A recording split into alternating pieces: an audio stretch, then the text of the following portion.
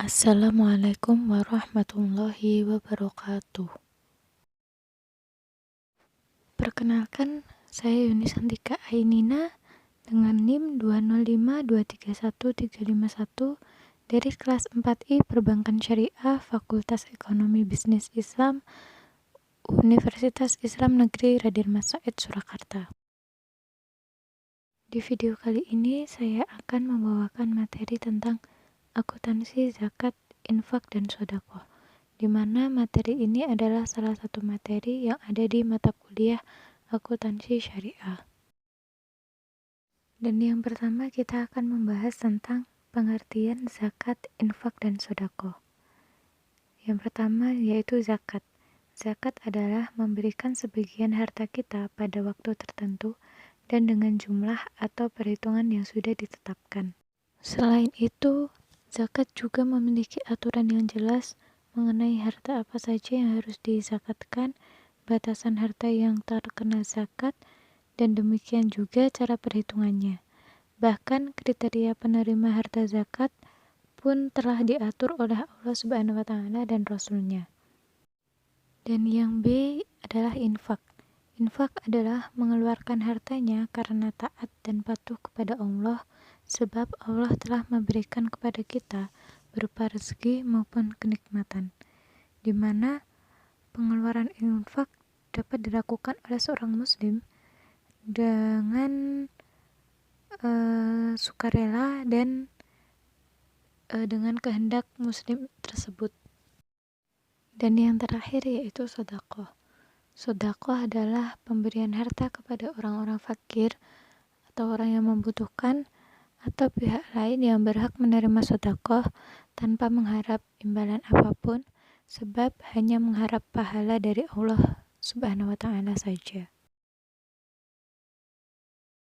Adapun orang yang boleh menerima zakat sesuai dengan Quran Surat At-Taubah ayat 6, yaitu yang pertama, orang fakir, orang miskin, pengurus zakat atau amil, mu'allaf, budak, ghorim, fisabilillah, dan yang terakhir yaitu ibnu sabil.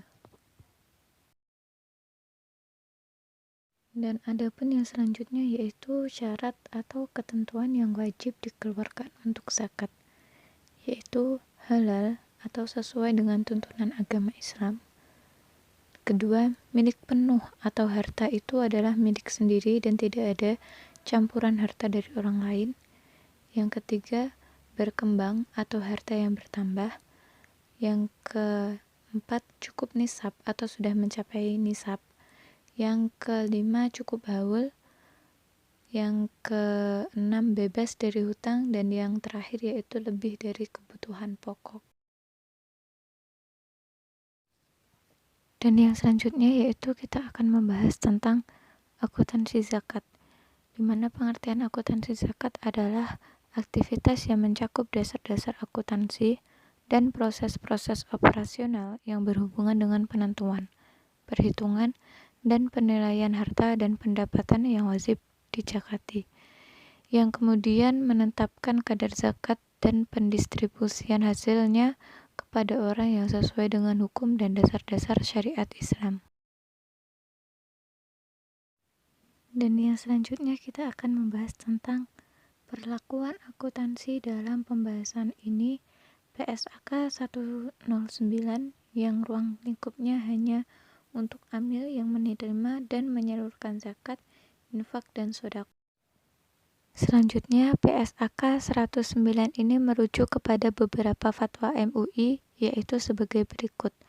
1. Fatwa MUI nomor 8/2011 tentang amil zakat yang menjelaskan tentang kriteria tugas amil zakat serta pembebanan biaya operasional kegiatan amil zakat yang dapat diambil dari bagian amil atau dari bagian fisabilillah dalam batasan wajar, proporsional, serta sesuai dengan kaidah Islam.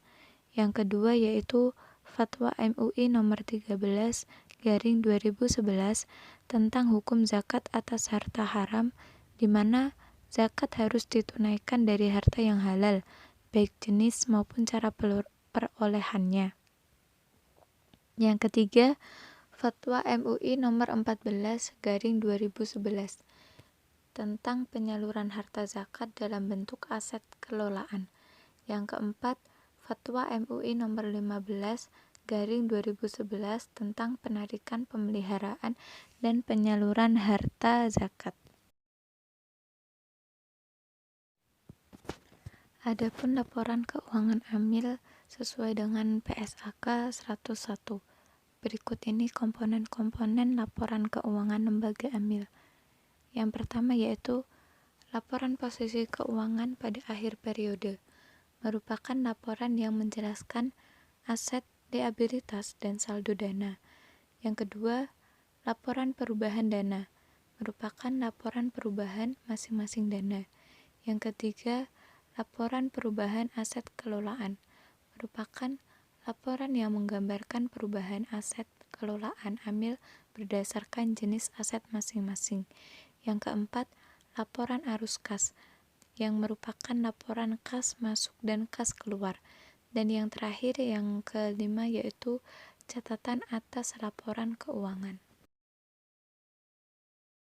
Adapun contoh laporan arus kas, yaitu yang pertama penerimaan zakat melalui kas, di mana contohnya yaitu pada tanggal 2 Januari 2020 misalkan amil zakat berkah menerima zakat dari Bapak Ahmad senilai 20 juta.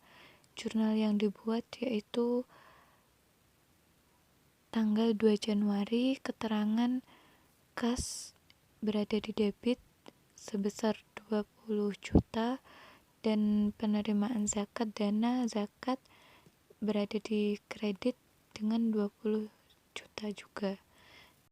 Adapun contoh yang kedua yaitu penerimaan zakat melalui aset non-kas, di mana contohnya pada tanggal 2 Januari 2020 amil zakat berkah menerima zakat dari PT Sejahtera berupa 1 unit kendaraan operasional dengan nilai wajar 200 juta. Jurnal yang dibuat yaitu tanggal 2 Januari, keterangan kendaraan berada di debit 200 juta dan penerimaan zakat dana zakat berada di kredit dengan jumlah 200 juta. Itu adalah contoh laporan arus kas. Dan contoh yang kedua yaitu tentang contoh laporan posisi keuangan. Bisa dilihat di gambar yang sudah tertera bagaimana laporan posisi keuangan pada lembaga amil zakat abadi umat. Yang berikutnya ada contoh laporan perubahan dana, di mana contohnya sudah tertera di video dan ada 3 contoh dari laporan perubahan dana dari lembaga amil zakat abadi umat juga.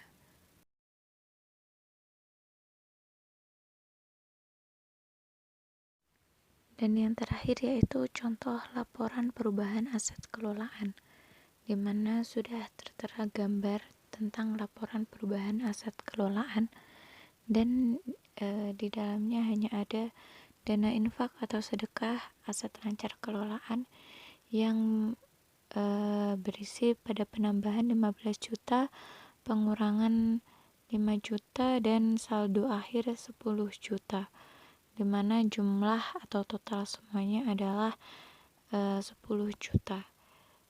Itu adalah contoh beberapa laporan yang ada di akuntansi syariah, terutama pada akuntansi zakat, infak, dan sedekah. Sekian dari saya, semoga bermanfaat dan mudah dipahami. Kalau misal ada kekurangan dan kesalahan, mohon maaf. Wassalamualaikum warahmatullahi wabarakatuh.